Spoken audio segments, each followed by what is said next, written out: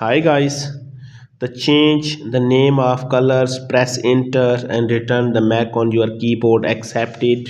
Move the color layers above the adjustment layers. We needed images and appear above the sketch.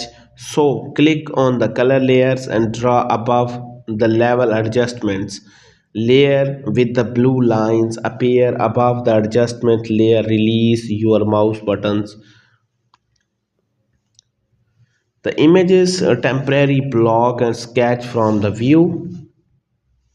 Change the blend modes to color. The blend modes color from the images onto the sketch, changing blend modes and colors layers from the normal colors. I hope you like the video. Thanks for watching.